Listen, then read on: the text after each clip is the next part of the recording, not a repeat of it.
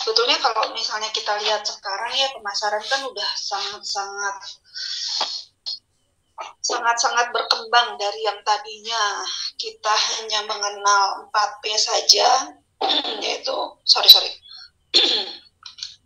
hanya mengenal 4P, yaitu produk, promosi,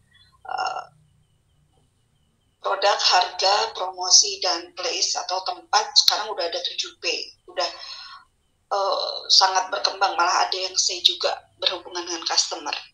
Tapi kita sekarang lagi mau masuk ke manajemennya, bukan ke konsep pemasarannya. Gimana sih cara kita mau supaya pemasaran kita bisa jalan dengan baik dan benar gitu ya. Ini saya agak lebih cepat karena kelas ini kan hanya setengah jam ya, 1,5 jam, jadi saya agak tidak bisa nunggu yang lain. Saya langsung aja, ini adalah mata kuliah kita per semester ini. Jadi lebih kepada manajemen pemasarannya, yaitu pertama kita ngobrol dulu soal konsep pemasaran gimana, lalu hierarki produk gimana, loyalitas konsumen, baru kita masuk ke segmentasi pasar apa, baru masuk ke strategi produk.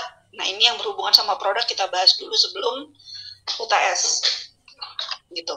Nanti setelah UTS baru kita bahas mengenai strategi-strategi yang lain, ada harga, distribusi, promosi, diversifikasi, ada gimana cara bikin riset pemasaran yang baik, dan pemasaran internasional secara apa ya, maksud saya kita kulit-kulitnya aja deh gitu ya, tapi ada perkembangannya kita masukin di situ.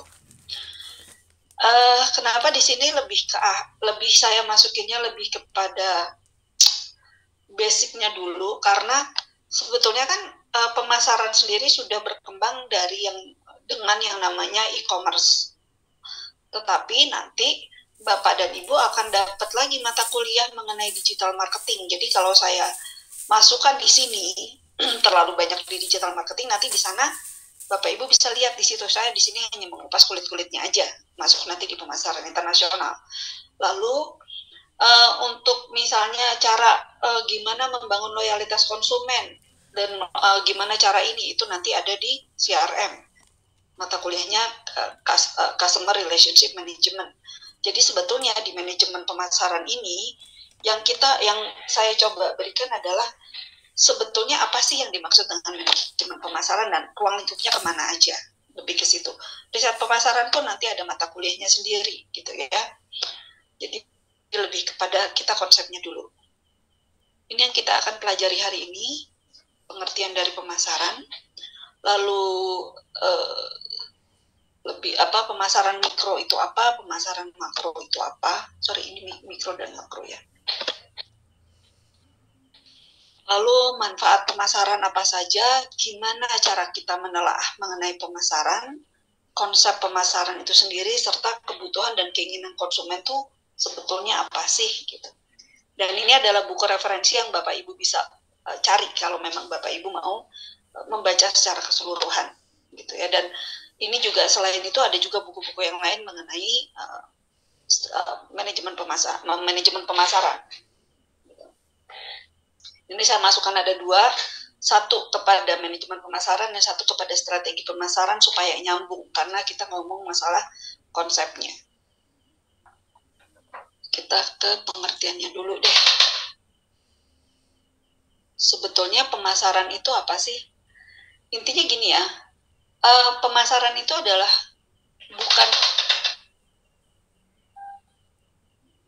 bukan hanya di dunia bisnis sih sebetulnya.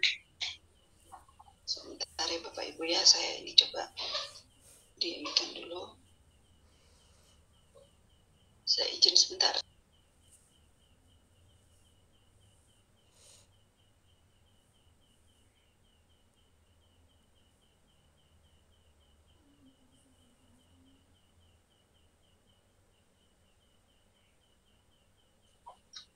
Oke. Pemasaran, balik lagi ke sini, pemasaran itu adalah bukan hanya mikir bahwa pemasaran hanya di bisnis aja. Enggak, pemasaran itu bisa mencakup semua. Intinya adalah gimana kita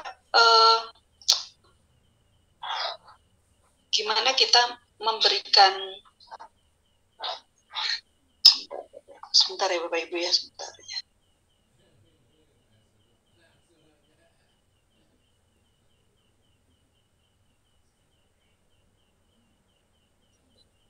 sorry. Pemasaran, jadi balik lagi pengertian pemasaran. Pemasaran itu adalah gimana caranya supaya kita sebagai perusahaan bisa memberikan atau istilahnya memenuhi kebutuhan konsumen. Artinya bukan hanya di bisnis saja gitu. Artinya bukan hanya perusahaan aja yang bisa melakukan seperti itu.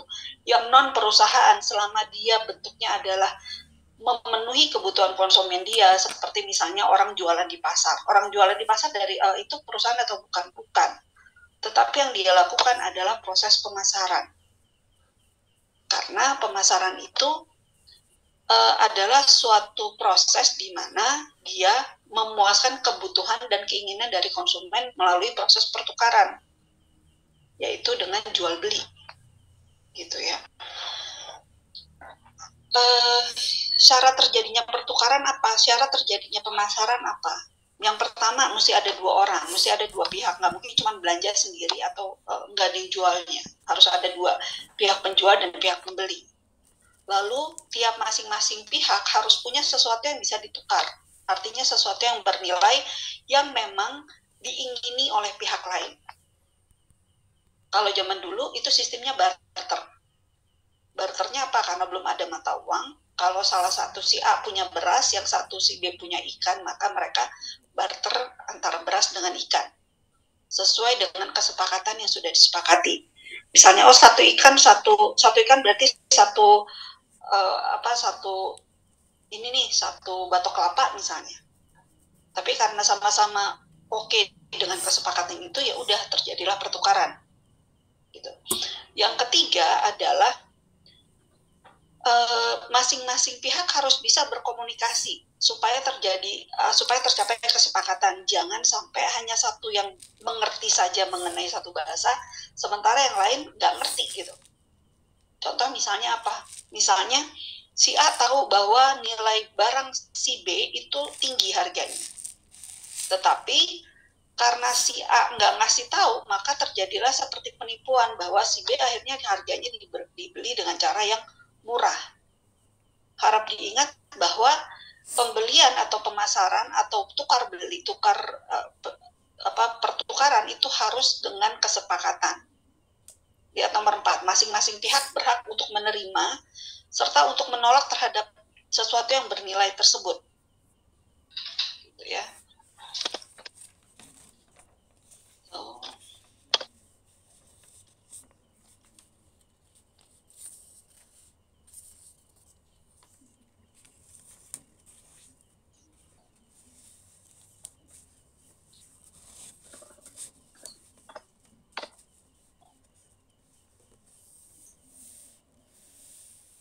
Oke, kita lanjut lagi.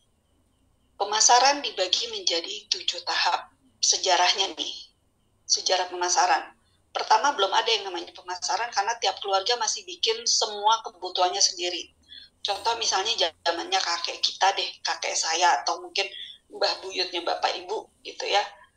Itu kalau menanam apa-apa tanam sendiri, termasuk misalnya punya sawah, beli berasnya sendiri.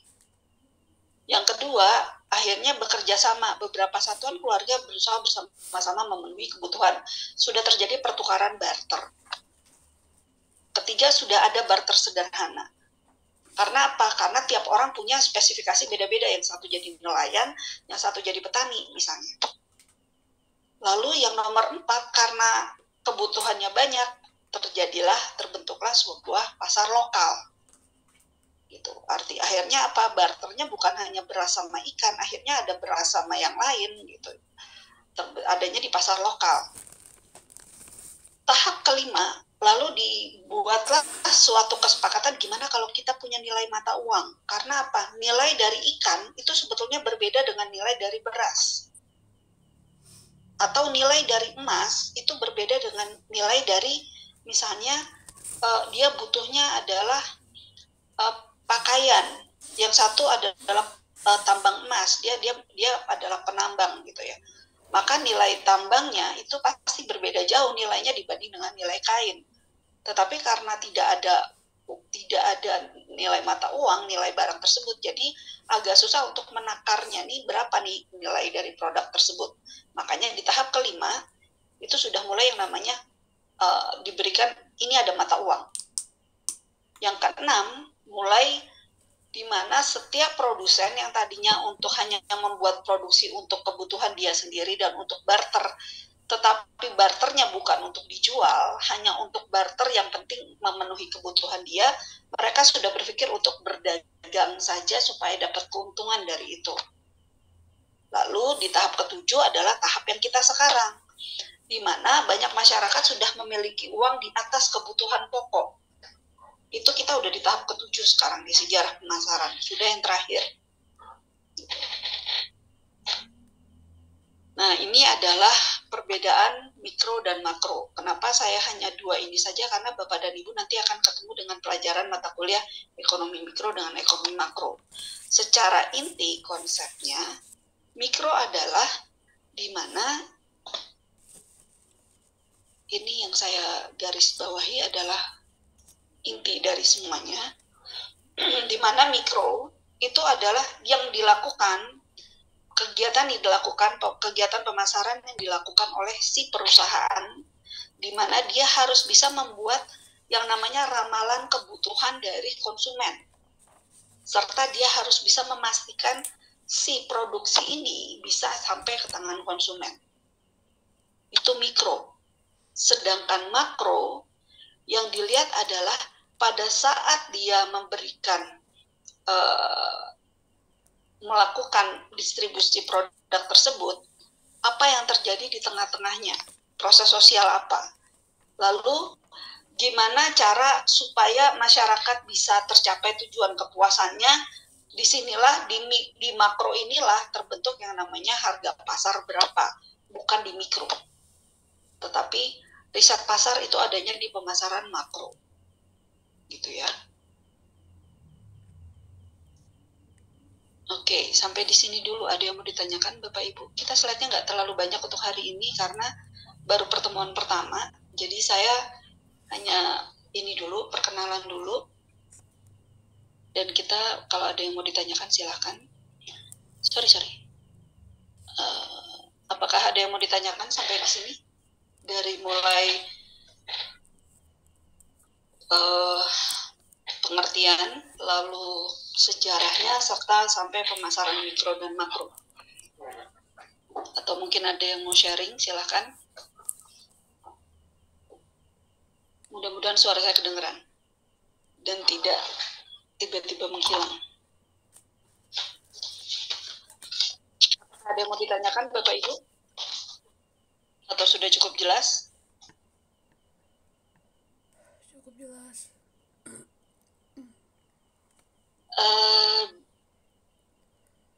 Bisa minta tolong feedbacknya nggak ya, supaya saya tahu apakah ini bisa diteruskan atau tidak? Jelas kok, Bu. Jelas, Bu. Lanjut, Bu. Lanjut ya. Jelas, Bu. Oke, kita lanjut kalau gitu. Kita akan ke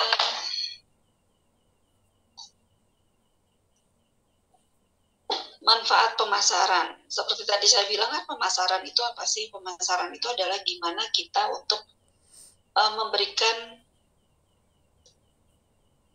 atau memenuhi kebutuhan serta keinginan konsumen.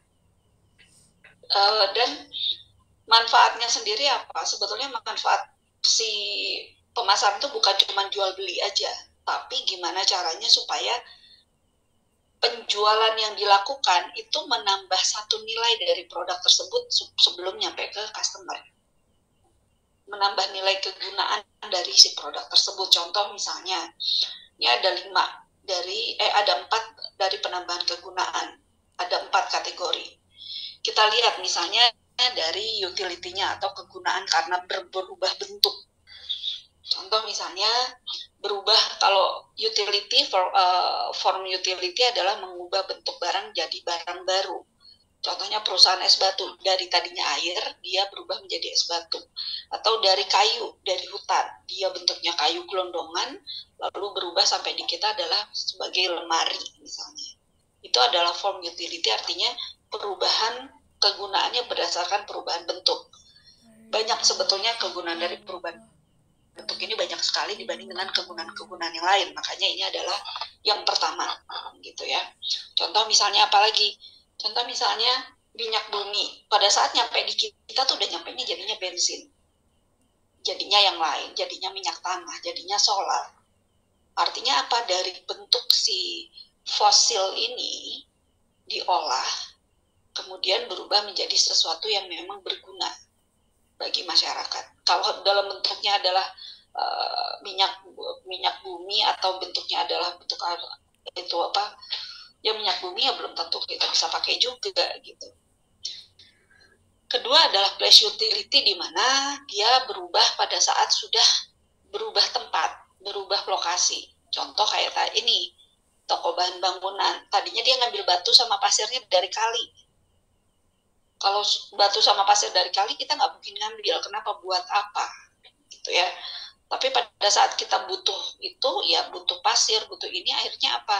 Akhirnya kita beli di toko bahan bangunan. Nah, pada saat sudah berubah tempat dari tadinya di kali menjadi toko bahan bangunan, karena ada biaya distribusi, otomatis ada biayanya pada saat kita beli. Lebih berguna nggak? Ya lebih berguna, karena apa? Setelah kita sampai kita beli di toko material itu sudah dalam bentuk yang lebih bersih, lebih dapat digunakan daripada kita ngambil sendiri di kali, contohnya. Kemudian yang ketiga adalah time utility. Kegunaannya karena ada penambahan waktu, karena ada waktu yang berbeda.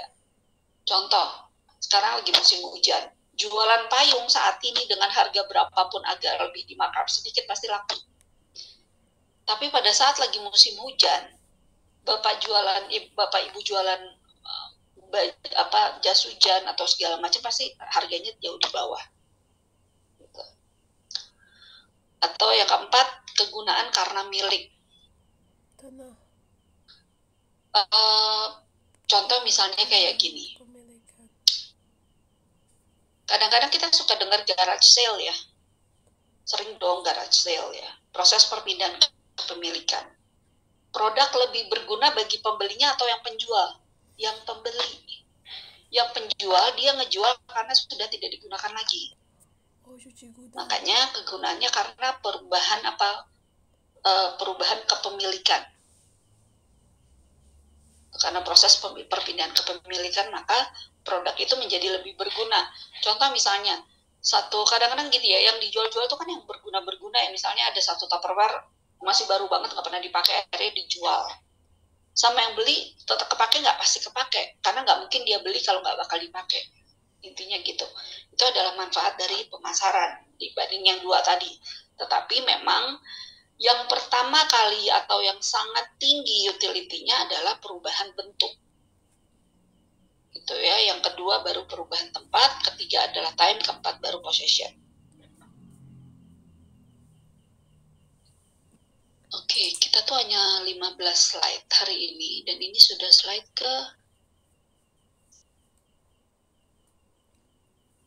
8. Oke, dan ini belum jam 7. Belum jam 8. Oke, baik. Kita ke sini dulu aja sebelum kita ke konsep pemasaran. Kita ke cara menelaah pemasaran. Gimana sih cara kita tahu pemasaran itu gimana caranya, atau fokusnya harusnya seperti apa, kemana aja sih untuk di perusahaan, apa saja yang memang menjadi fokus dalam pemasaran.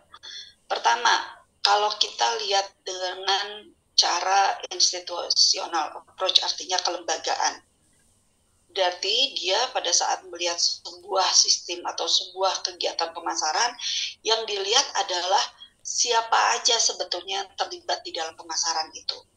Jadi bukan prosesnya, tetapi siapa saja lembaga yang terlibat. Kalau kita melihatnya, pemasarannya kita telah dari institutional approach atau kelembagaan, siapa saja yang terlibat di situ.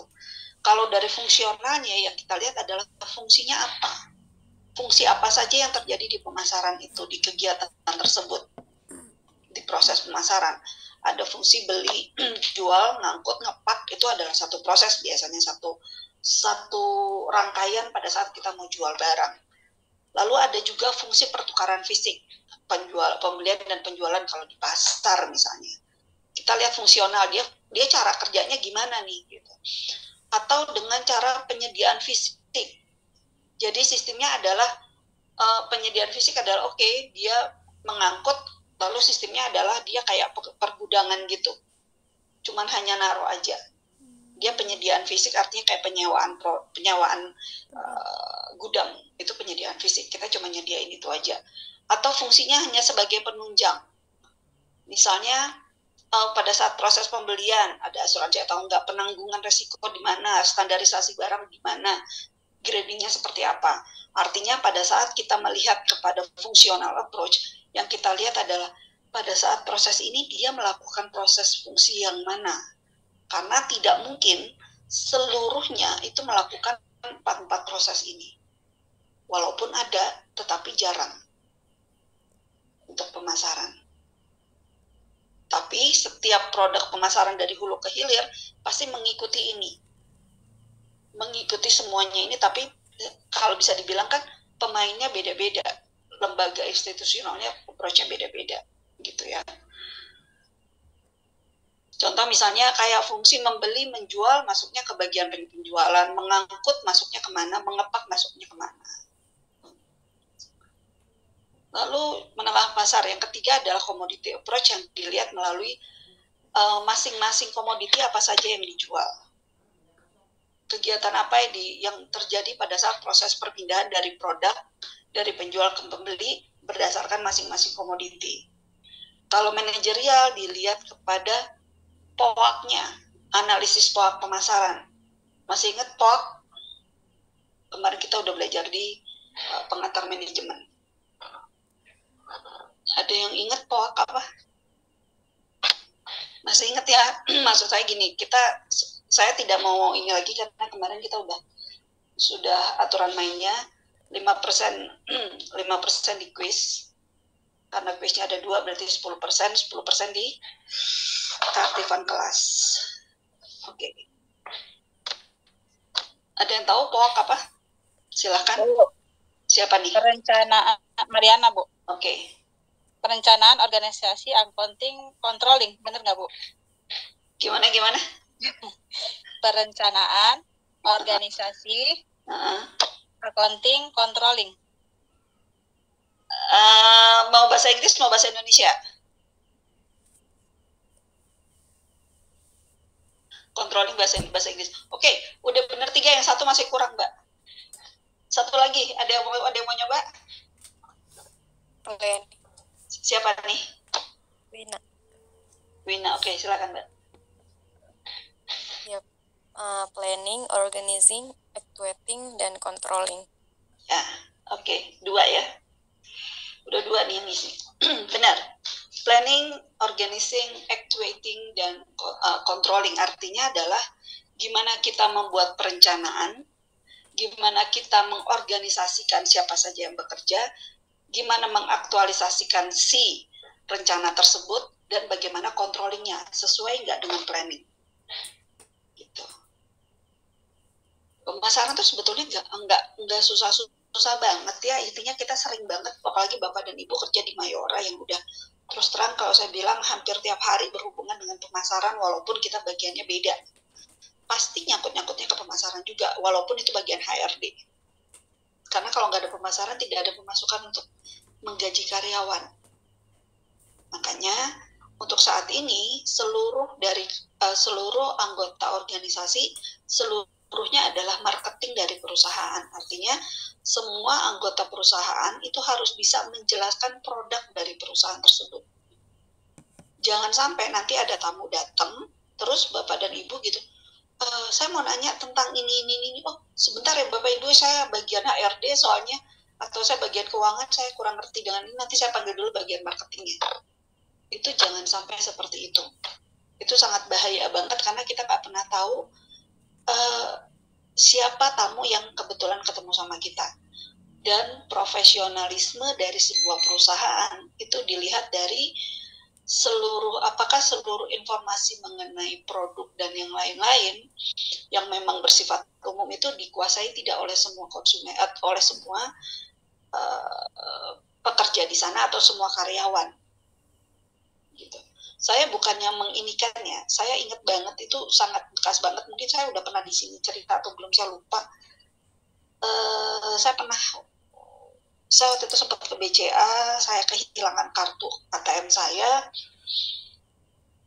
terus tiba-tiba pada saat saya datang, yang nanya satpam, mau kemana Bu? Saya mau ke customer service, ATM saya hilang. Oke, Ibu bawa KTP, bawa. Oke, kalau gitu Ibu bisa ke mesin pembuatan KTP ATM aja, nggak usah ke customer service. Oh oke, gimana Pak caranya? Si satpam tidak dia yang turun untuk menemani saya, tetapi OB. Itu BCA ya. BCA, jadi langsung, nih kamu temenin ibu ini bikin, dan dia tahu persis gimana cara mengoperasikan si mesin itu sampai akhirnya ATM saya keluar yang baru.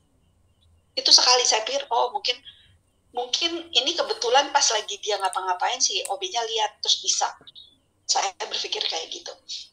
Yang kedua terjadi pada saat saya kesana lagi beberapa bulan kemudian untuk ngeprint buku. Ternyata ngeprint buku pun sekarang tidak boleh melalui customer service karena ada mesin. Pada saat di mesin, di depan mesin saya diem gitu, karena saya nggak ngerti gimana mengoperasikan ini gitu ya, takut salah juga. Terus si OB yang lain, bukan OB yang waktu kemarin ya, OB yang lain mendekati saya nanya, Ibu butuh apa? Saya mau print ini tapi saya nggak ngerti caranya gimana. Bukunya mana Bu? Ya, Ibu ada ini terus akhirnya yang menjalankan Ibu tinggal masukin bukunya lalu pencet gini sampai selesai. Artinya apa?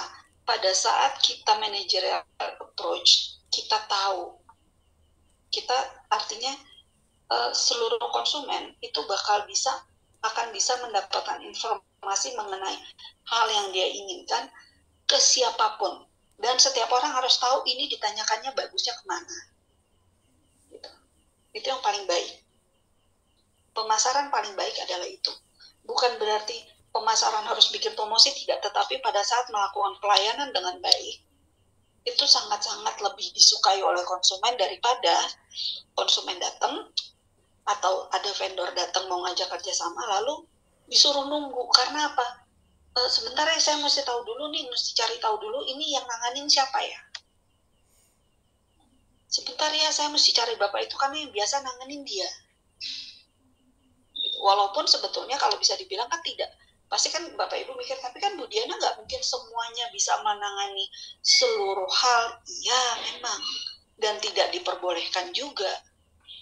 Tetapi setidaknya Bapak dan Ibu tahu ini alurnya kemana. Urusan mengenai ini ketemunya dengan siapa. Itu makanya sekarang perusahaan supaya terjadi istilahnya hubungan komunikasi yang baik antar bagian, setiap perusahaan sekarang itu rata-rata membuat outing atau membuat suatu kegiatan yang melibatkan seluruh anggota dari perusahaan dari seluruh departemen supaya saling kenal, supaya bisa tahu si ini kerjanya apa, si ini dari bagian mana. Karena banyak loh sebetulnya walaupun yang udah kerja bertahun-tahun tapi sama bagian lain ya kayak musuh aja gitu. Kayak oh ya udah kan dari bagian lain saya tahu masih sama-sama dari Mayora tapi karena belain bagiannya jadi saya nggak bisa bantu. Nah kayak gitu yang susah ya.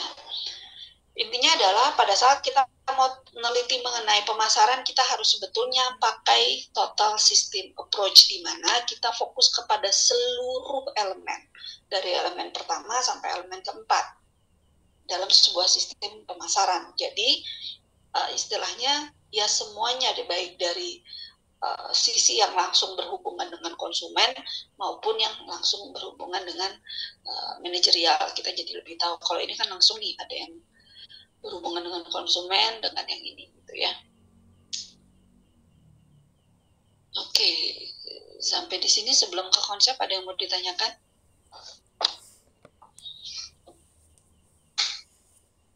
Apakah ada yang mau ditanyakan atau kita diskusi dulu sebentar?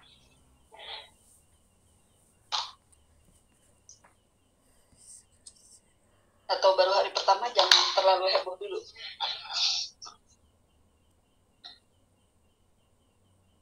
Tumben nih Bapak Ibunya diem, biasanya agak-agak rame. Apakah karena baru hari pertama? Masih meraba, Bu. Masih meraba.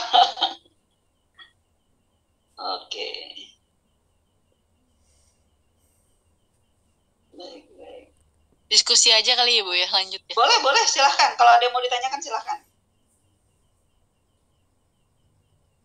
Silahkan kalau mau diskusi. Oke, kita mulai diskusi ya. Kalau menurut saya cuma pertanyaan gini, kan Bapak Ibu sudah bekerja semua nih. Dan kita kan sekarang belajar mengenai istilahnya kalau bisa dibilang, aduh ini cetek banget deh, ini dasar-dasar banget dari manajemen pemasaran. Ini adalah dasar, artinya ini adalah konsep. Untuk saat ini, di mana penjualannya sudah dengan online, lalu semua distribusi juga sudah sangat baik, sudah tidak perlu seperti yang zaman dulu banget. Sebetulnya konsep dari si pemasaran ini masih bisa dipakai atau sebetulnya udah harus diganti? Menurut Bapak gimana, menurut Ibu gimana, dan alasannya apa? Soalnya kan Bapak Ibu calon-calon manajer ke depannya. Nanti kira-kira bagaimana, apakah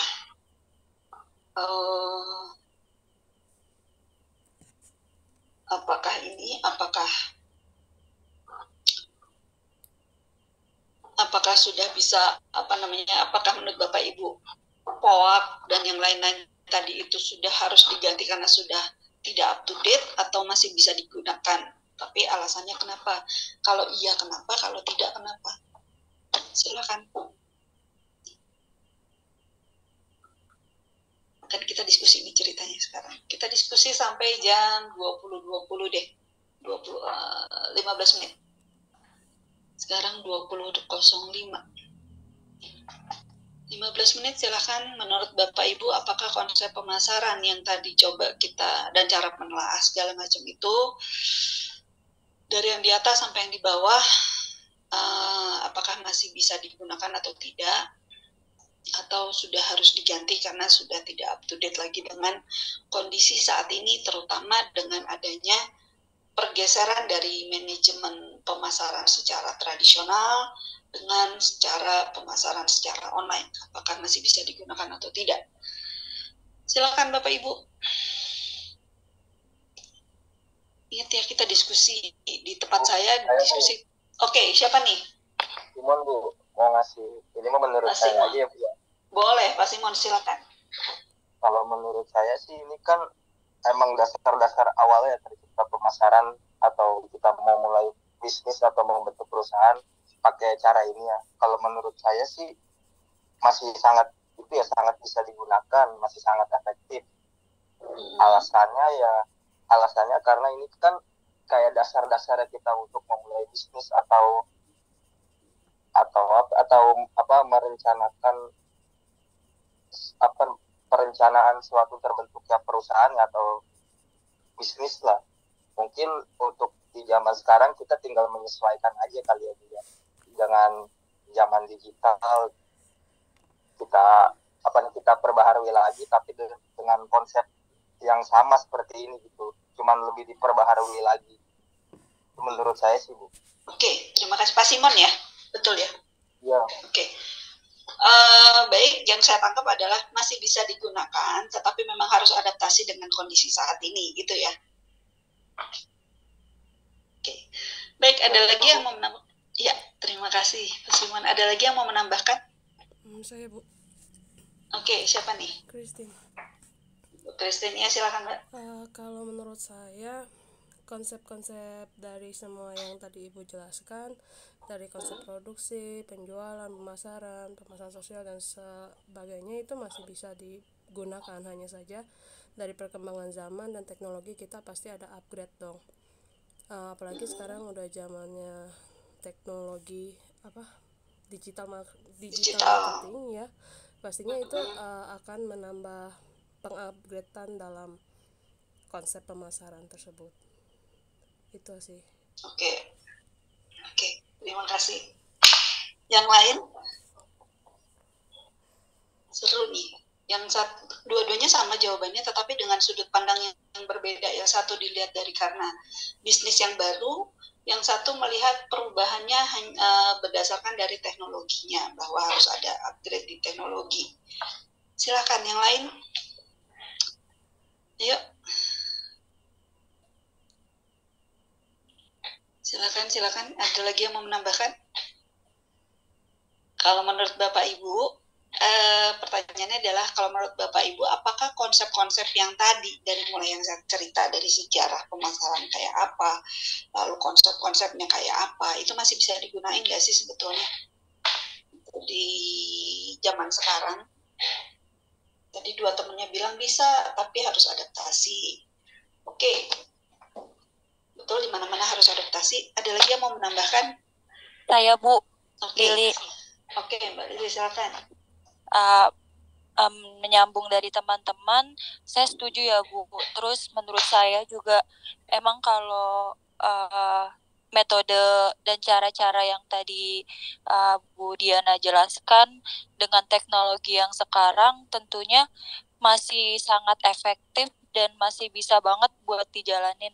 Apalagi dengan adanya teknologi kita bisa lebih mudah meraba pasar, terus untuk mendapatkan konsumen dengan teknologi yang ada sekarang sebenarnya itu masih sangat efektif dan mudah untuk diterapkan. Terima kasih. Terima kasih. Oke. Ada lagi? Saya Silakan. Jonathan. Oke, silakan Pak Jonathan. Kalau menurut saya dari teman-teman udah betul semua. Cuma kalau kita bisa lihat saat ini ada dua hal yang bisa dipakai, karena pertama ada pasar itu berjalan dua, modern dengan tradisional Bu. Jadi tradisional itu mungkin akan berjalan sesuai dengan arahan pada tahun di mana kita juga masih kecil juga sampai sekarang tuh masih sama konsepnya, tidak ada perkembangan. Mungkin ada perkembangan tapi kecil, nggak signifikan seperti pasar modern seperti itu Bu. Oke. Artinya tetap bisa dipakai, tapi sekarang segmennya justru mungkin lebih kecil ya yang menggunakan itu ya. Iya betul, masih perlu yang tradisional dan modern sih. Oke, baik. Terima kasih. Yang lain silahkan. Kelas ini tuh seru loh. Jawabannya sama tapi alasannya beda semua. Keren-keren. Ada lagi? Silahkan. Yang mau menambahkan? Kita sampai 20.20, masih ada 8 menit lagi.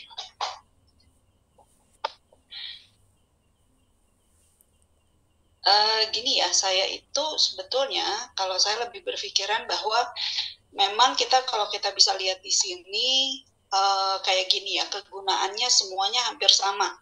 Kita bisa menggunakan semuanya sekarang gitu ya, dengan cara penelahan juga sama. Tapi memang betul dari teman-teman semua. Ada yang mau menambahkan lagi nggak? Atau saya close? Kalau ada yang mau menambahkan silakan. Saya senang bahwa tadi Pak Simon bilang, oh iya kalau untuk bisnis baru otomatis masih pakai yang tradisional dulu. Karena kalau langsung jumping, kita langsung pakai teknologi, ke satu, kita belum tahu apakah teknologi itu tepat atau tidak nanti. Karena kita baru mulai.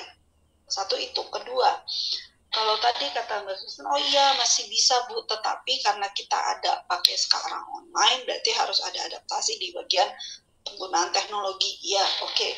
Betul. Lalu dari Mbak Lili bilang, oh iya masih bisa semuanya. Tetapi memang harus melihat lagi kepada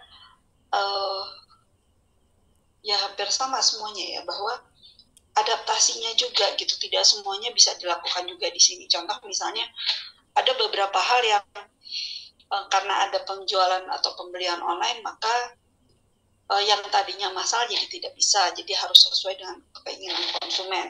Kalau tadi Jonathan bilang, iya Bu, karena pasar sekarang jadi betul-betul kebagi dua antara yang modern dengan yang tradisional. Memang kalau saya bisa bilang sekarang, pendekatannya pun secara baik secara teknologi, baik secara approach kepada konsumen, di dua pasar ini pasti melakukan hal yang berbeda. Kenapa? Contohnya gini, dua-duanya sama-sama melakukan pelayanan, karena setiap konsumen itu lebih senang pelayanan. Ya, secara garis besar lebih senang pelayanan yang dapatnya bagus. Tetapi pada saat dia pelayanan di bagian tradisional, maka pelayanannya secara face to face. Artinya apa? Yang diberlakukan adalah pelayanan secara fisik atau real. karena tiap orang itu bisa melihat dari gestur si pelayan atau gestur yang melayani. Apakah mukanya cemberut atau tidak, nada suaranya seperti apa, penjelasannya jelas atau tidak. Berbeda pada saat misalnya dengan customer dari pasar modern atau pasar e-commerce misalnya, di mana di situ yang menjadi hal krusial yang diperhatikan oleh konsumen adalah apa? Kelengkapan misalnya, apakah pada saat delivery produknya diterima dengan baik atau tidak, ketepatan pengiriman, lalu kejelasan pada saat misalnya customer minta informasi, penjelasan pada saat dilakukan promosi, artinya spesifikasi produknya betul, lalu kemudian pada saat kemudahan pada saat pembelian, kemudahan pada saat penjualan, adanya fasilitas pengembalian atau retur jika barangnya ternyata pada saat sampai ada kecacatan. Nah, itu adalah proses pelayanan yang berbeda. Proses pelayanan yang berbeda akan mengakibatkan pemasaran yang berbeda juga. Gitu. Kalau kita lihat sekarang, pada intinya pemasaran atau pelayanan setiap kepada konsumen itu sama. Kenapa? Kalau kita lihat di pasar deh, pasar yang jualan sayur dari ujung satu lot ujung ke ujung yang lain, jualannya sama semua. Sayur ada, tomat mereka ada semua, ketimun mereka ada semua. Apa yang membedakan? Yang membedakan adalah keramahan dari yang jual dan harga yang ditawarkan. Gitu. Artinya apa? Pada saat karena dia adalah pemasaran yang tradisional, maka yang terjadi poaknya di sini apa? Bukan lebih kepada planning, tapi planningnya adalah ini barang harus laku semua. Gimana caranya? Gitu loh. Secara manajerial, karena beda dengan kalau perusahaan, gitu ya. Artinya secara total sistem approach, hampir semua sistem pemasaran itu sama. Ada lagi yang mau ditanyakan? Mungkin belum jelas sebelum saya ke konsep pemasaran. Ada yang mau menambahkan yang tadi? Atau saya bisa lanjut? Lanjut. Ini lumayan ada 6 yang aktif. Ya, Bu. Siapa nih? Andre. Nando, Bu. Oke, Nando silakan. Mungkin saya mau menambahkan di luar kuak tadi. Itu kan kalau dasar ya, Bu. Aku ini agak fisik. Oke. Kalau menurut saya mungkin sekarang itu dasar juga sebagai buat bisnis atau pemasaran itu inovatif sama kreatif. Karena kalau di era sekarang tuh kalau misalkan saya lihat beberapa misalkan dari desain baju, produk itu sekarang bukan dicari harga masyarakat murahnya aja, tapi ada rasa emosional dan rasa unik. Jadi ada rasa inovatif dan kreatifnya itu mungkin yang lebih saya tekankan dulu sekarang, karena semakin berkembang tuh kemauan konsumen itu bukan hanya sekedar kebutuhan, tetapi kemauan emosional yang rasa. Oke, makasih. Tambahannya bagus banget. Memang kalau kita bisa lihat sekarang konsumen beda-beda ya. Artinya adalah gini, yang tadinya adalah keinginan itu banyak sekali akhirnya menjadi kebutuhan. Percaya atau tidak, sekarang hampir semua, sekarang saya tanya dia ke semuanya. Lebih milih mana? Ketinggalan dompet apa ketinggalan handphone? Dompet. Dompet, Bu. Kenapa dompet? Handphone, Bu. Kenapa ketinggalan dompet lebih happy daripada ketinggalan handphone? Kalau ketinggalan dompet misalnya bisa pinjem duit, Bu, ke teman. Karena tadi perasaan ada yang bilang lebih senang ketinggalan handphone. Siapa tadi? Saya, Bu. Andri, Bu. Kenapa ketinggalan handphone lebih happy? Bohong Ya, itu, Bu. Kan di dompet itu ada data-data kayak SIM gitu, Bu, KTP. Kalau kena razia di jalan itu, Bu, yang nggak happy, Oh, Bu. ini beda lagi ya. Iya, Berarti lebih senang ketinggalan handphone ya. Oh, berarti sering, jaga. Bu. Oh, sering. Iya. Oh. Atau jangan-jangan handphonenya ada 2. Wah, udah. Jangan gosip lagi. Oke. Biar nggak dicari atasannya Biar Panti ya. Iya, benar. Oke, artinya gini loh, contoh yang kayak tadi ya, saya bilang lebih senang mana, lebih gampang mana ketinggalan dompet atau handphone. Apakah handphone adalah suatu kebutuhan zaman dulu? Bukan. Orang pengen punya handphone buat gaya. kalau zaman dulu. Zaman saya tuh orang punya handphone tuh gaya, bukan butuh, enggak. Tapi sekarang sudah berubah menjadi kebutuhan. Artinya sama seperti yang tadi Pak Nando bilang, bahwa saat ini orang belanja bukan melihat dia butuh atau tidak, tetapi keinginan sudah balik jadi kebutuhan. Artinya dia ingin beda dengan yang lain. Berapa banyak sekarang orang kalau beli produk itu pasti nyarinya yang limited edition, supaya nggak ada kembarannya, supaya nggak ada yang punya selain dia. Itu udah bukan udah bukan keinginan tapi kebutuhan. Gitu. Dan satu lagi, kalau misalnya contohnya lagi apa ya, Bapak dan Ibu pasti sering kalau misalnya dengar tanggal 1 Mei pasti ada itu ya, demo buruh, betul nggak? Iya. Hampir tiap 1 Mei. Agak-agak pusing nggak? Saya nggak tahu Mayora kena nggak sih kalau kayak gitu? Libur, Bu. Perwakilan aja Bu. Nggak ada, Bu. Nggak ada Libur, kan? Bu. Libur kan? Bu. Tanggal 1 yang diliburkan ya akhirnya. Yang lain libur, perwakilan aja Bu dari serikat. Ya. Oke. Sekarang gini. Kalau zaman dulu orang meminta UMR naik adalah untuk apa? Untuk kebutuhan pokok, betul ya? Betul. Untuk beli makanan, bayar cicilan rumah buat anak sekolah gitu. Bukan buat cicilan motor. Betul ya? Bukan buat cicilan mobil gitu kan. Nah, Ibu tahu aja. Masalahnya gini. Kemarin itu kita sempat agak dihebohkan dengan ada satu Twitter, mungkin Bapak Ibu juga dengar kali atau dari Facebook atau ya, saya lupa. Yang ada manajer di Sudirman. Sudah tahu ceritanya? Atau saya perlu ceritakan di sini? Ya, boleh belum. Oke, gini. Waktu zamannya COVID itu kan semua orang PPKM ya, dan semua dipotong gajinya 50%.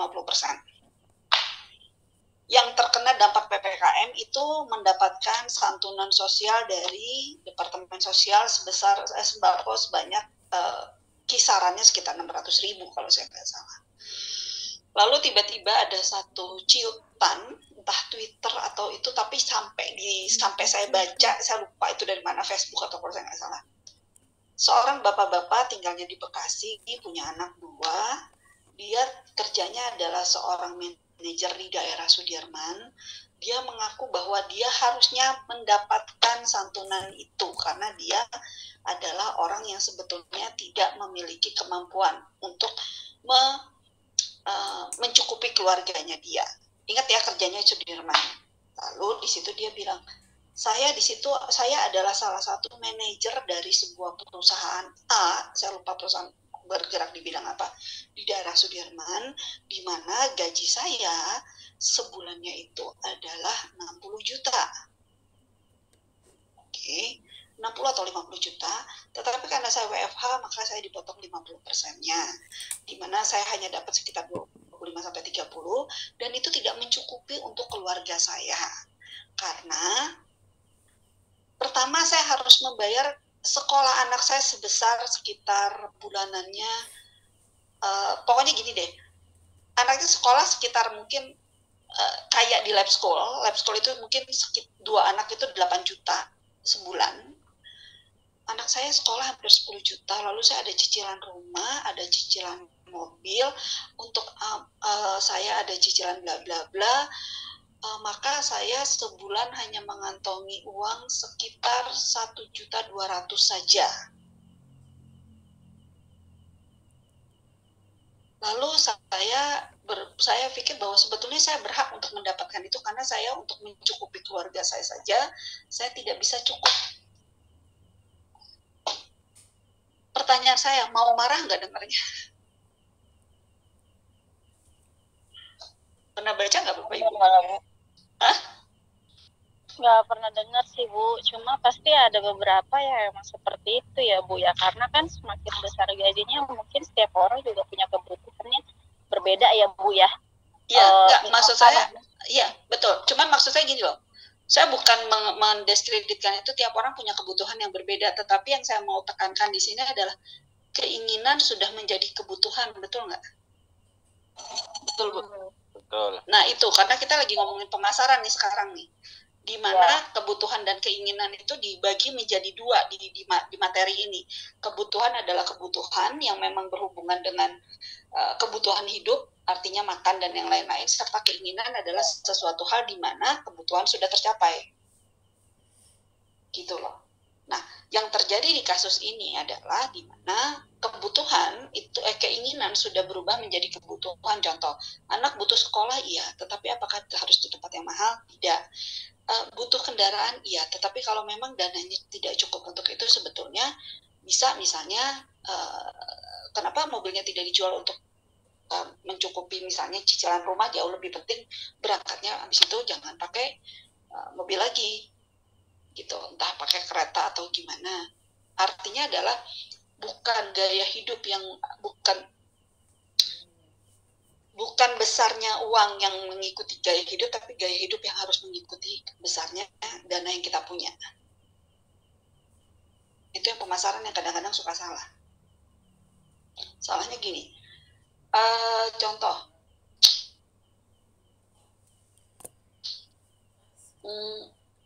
masih ingat nggak kalau tadi saya bilang di mana-mana yang namanya pemasaran adalah penambahan nilai kepada produk. Betul? Betul. Pemasaran adalah gimana kita menambahkan nilai kepada produk ini. Contohnya kita lihat di utility ini nih. Manfaatnya kan ini ya, nambahin kegiatan kan. Menambahkan kegunaan dari produk tersebut. Oke. Sekarang kita diskusi lagi.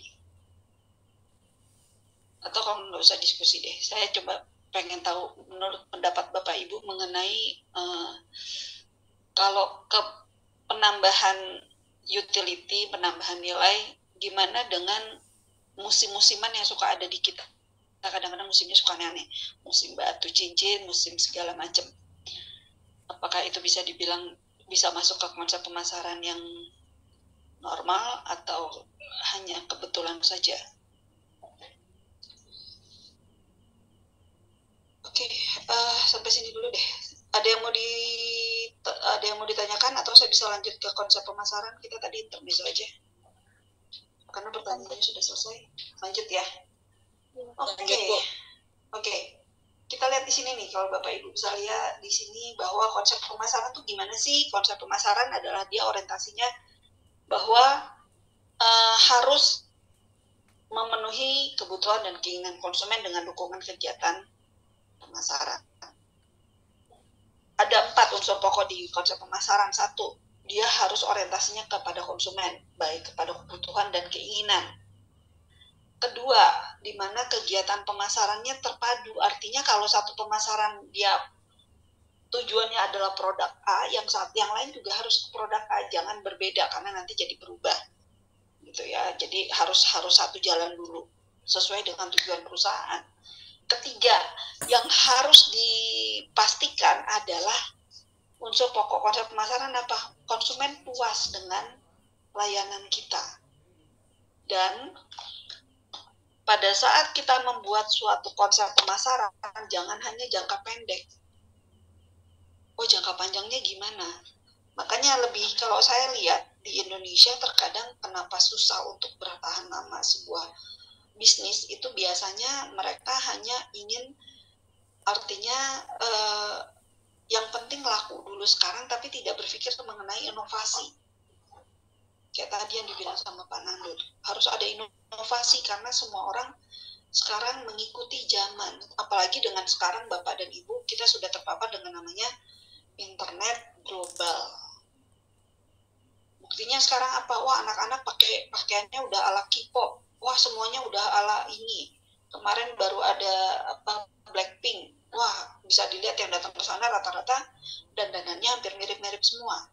Artinya dari konsep pemasaran juga harus mengikuti seperti itu. Gitu. Lalu, itu adalah 4 dari 4 unsur pokok ya. Nah, ini adalah konsep pemasarannya. Ada 5 konsep di manajemen pemasaran. 1 konsep produksi, di mana konsumen lebih menyukai harganya yang produknya murah dan gampang diperoleh. Tugas TP itu tugas perusahaan ya. Tugas perusahaan apa? dia harus menjaga efisiensi produksi, distribusi, dan penekanan biaya supaya konsumen mau beli. Itu di konsep produksi. Kalau di konsep produk, intinya setiap orang mau punya produk yang mutunya bagus, performanya keren, dan dia punya karakteristik ciri-cirinya baik. Artinya apa? Dia punya produk-produk yang kalau kita dengar namanya, oh si ini, oh pasti kayak gini modelnya. Oh dia pasti pakainya seperti ini. Artinya sudah ada ciri terbaik yang dari produk tersebut. Tugas perusahaan apa? Jaga mutu produk dan mempertahankan pelanggan. Kalau konsep penjualan bilang bahwa konsumen itu cuma beli produk yang dia mau, yang dia butuh. Tetapi ingat, ada yang namanya promosi. Konsumen tetap bisa istilahnya bisa dibujuk dengan promosi. Contohnya apa? Produk yang tidak terlalu dibutuhkan, misalnya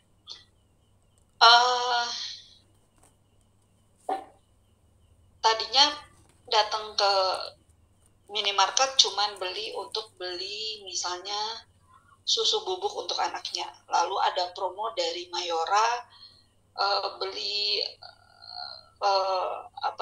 beli teh pucuk, beli 2 gratis 1. Akhirnya dia membeli. Artinya apa?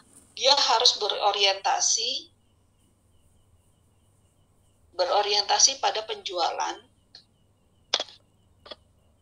di mana supaya bisa menarik pelanggan. Gitu.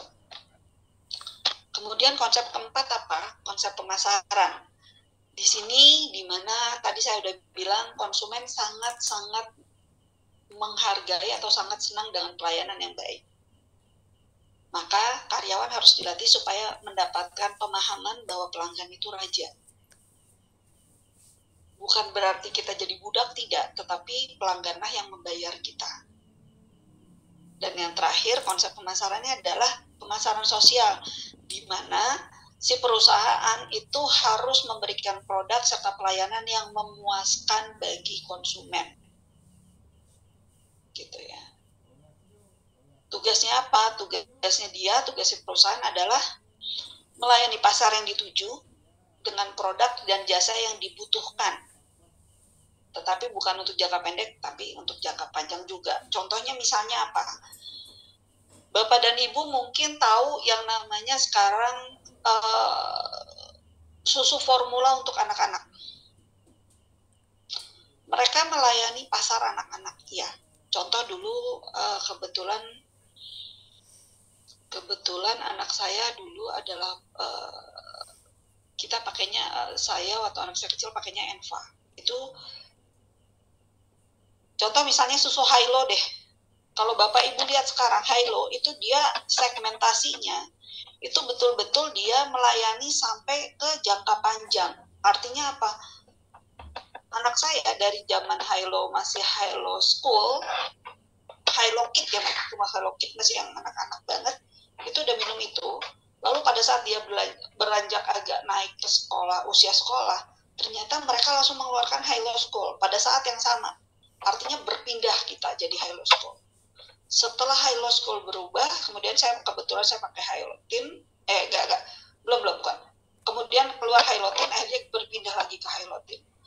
Dari Hilo Teen kemudian saya pakai Hilo Aktif, karena Hilo Aktif sampai usia berapa, sekarang anak saya udah segitu, akhirnya barengan kita pakai Hilo Aktif.